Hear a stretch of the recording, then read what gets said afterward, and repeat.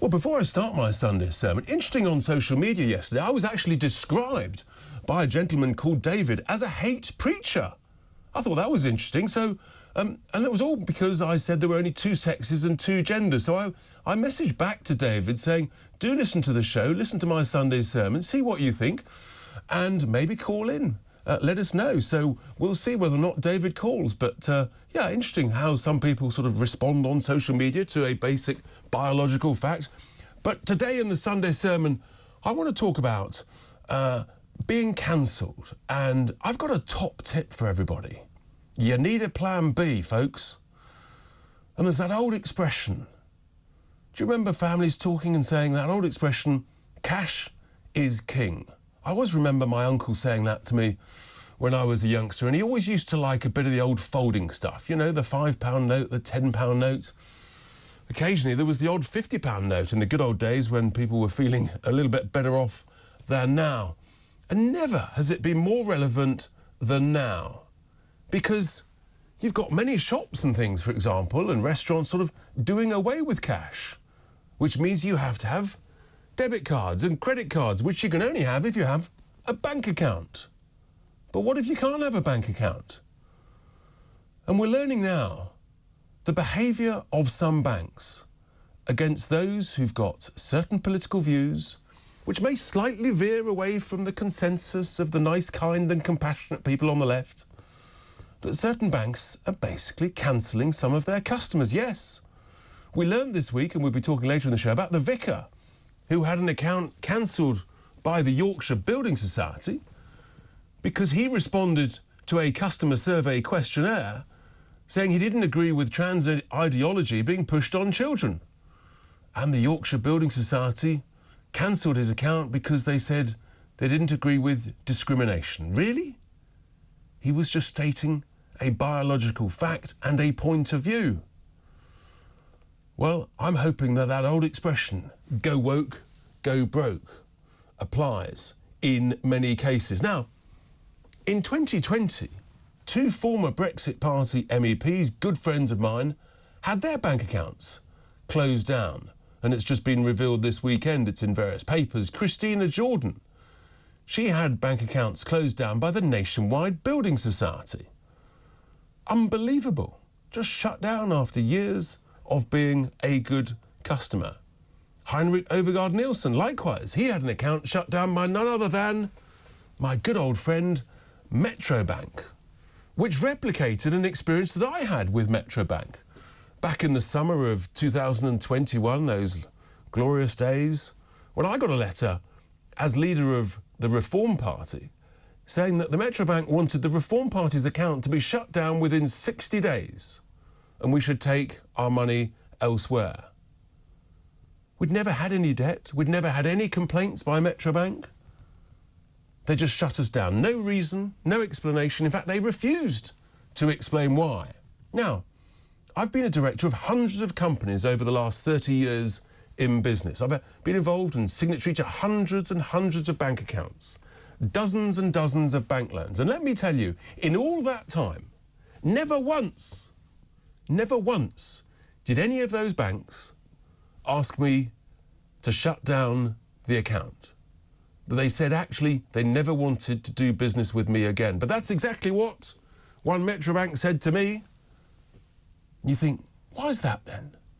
No reason, no explanation whatsoever. Quite clearly, political. No ifs, no buts. And the Metro did that to another former MEP. If you don't conform to the consensus thinking, then you're in trouble. Luckily, I had a plan B. So I wrote to the Governor of the Bank of England, one Andrew Bailey, and I said to him, I said, surely democracy only works if new parties, small parties, can have a bank account so that we can exist and we can challenge the main two parties. He was very kind. He immediately replied and said he would promise me a substantive reply. Guess what? 2 years later, I'm still waiting. No substantive reply whatsoever. My request was that the Bank of England, if we couldn't get a bank account with anybody else, they should have a small department that is like a sort of a bank account of last resort. Now, you might think that's a bit extreme, but it's very simple with technology. The alternative is, you say, by law, you have the right to be able to have a bank account. That's the point. If you can't open a bank account, in today's world, you can't exist. And then you roll it forward, and when people started talking about the central bank digital currencies idea a couple of years ago, and you sort of thought, oh, it's all a bit of a conspiracy theory, if they're really going to act like a sort of social credit system that you see in China, and they might stop you buying this and stop you buying too much meat and too much booze one week because you've had a bit of, you've been on it a bit. But all of a sudden, you see where this is going, because if they shut down your bank accounts, and if you can't open any more, how can you exist? And then you can see what a central bank digital currency could do. They just turn off various switches and they say you can't exist. I had another bank account closed with another bank, a small sort of digital bank thing called Tide, T-I-D-E. Again, I'd been using it for 6 years. And I just got a message from them on the app on the phone. We're shutting your account. Move your money. I asked for a reason and explanation. None was forthwith. They wouldn't give me one. Shut down after 6 years. Always had cash in the account. Never a complaint. No reason. Just cancelled. Thanks a bunch. And then this week, Nigel Farage confirmed that after 40 years, I mean, not 6 years, 40 years of being a customer with a certain bank, a subsidiary of a major clearing bank, that they wanted to shut his account. No reason given, no explanation. Some bloke phoned him up and said it was just a commercial decision. Really? After 40 years? It wasn't a commercial decision. I'll tell you exactly what it was. This is political persecution. No ifs, no buts. It's an absolute outrage. It is political persecution. Nigel put a video out. Within 24 hours, that video had been viewed 19 million times. And look, many people disagree with Nigel and his thoughts and his views and his ideas. But even the sane and rational ones amongst them said that this was an absolute outrage. And it is. He's also confirmed that his own family members have had bank accounts shut down likewise, just for being related to him. I mean, this is an absolute outrage. This is Orwellian. It's dystopian. You didn't think this could happen a couple of years ago, but it's happening here, in the mother of all democracies, in front of our eyes. And those nice, kind and compassionate people on the left, they sneer and they jeer and they libel us on social media and say, good, it serves you right. Really? Is that a democracy?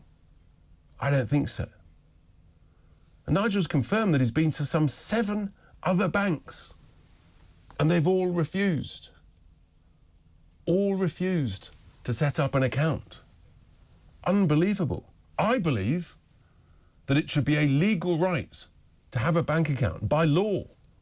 I understand that it's law in Germany. If any of my lovely listeners and viewers are in Germany, perhaps you can confirm that position, how that works.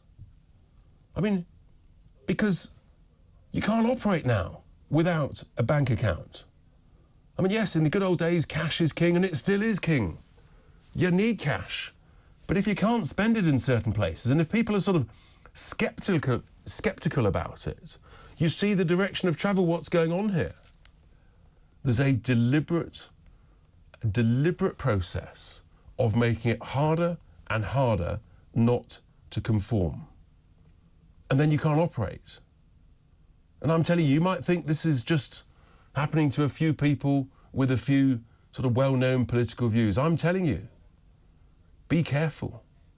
My concern is that this is coming. It's coming to a city, to a town, to a village, to a street near you, where you live. If you don't conform, if you say or tweet or Facebook the wrong thing at the wrong time, all of a sudden you're cancelled. And I'm telling you, here's the thing. If they can do that to someone as high profile as Nigel Farage, they can do it to you, they can do it to your family, they can do it to absolutely anybody. So I've got a top tip. Whatever you're doing this week, can I suggest, go and open a second bank account if you haven't already got one. You have to have a plan B. Because if you haven't got a plan B and plan A goes wrong, what does that leave you? Where does that leave you? This is what we're faced with. And if you do try and open a second bank account and for whatever reason they reject you, let us know. Give us a call, send us a message. I'm going to campaign on this. I think it's an absolute outrage. I've been impacted. Nigel's been impacted. Friends of mine have been impacted. We're just standing up for what we think is common sense. You might agree, you might disagree. But you're not living in a democracy if you can't have a debate. And frankly, if you can't have a bank account. So that's my top tip in this Sunday sermon. Have 2 bank accounts with 2 different banks. Always have a plan B. And with that, here endeth my Sunday sermon.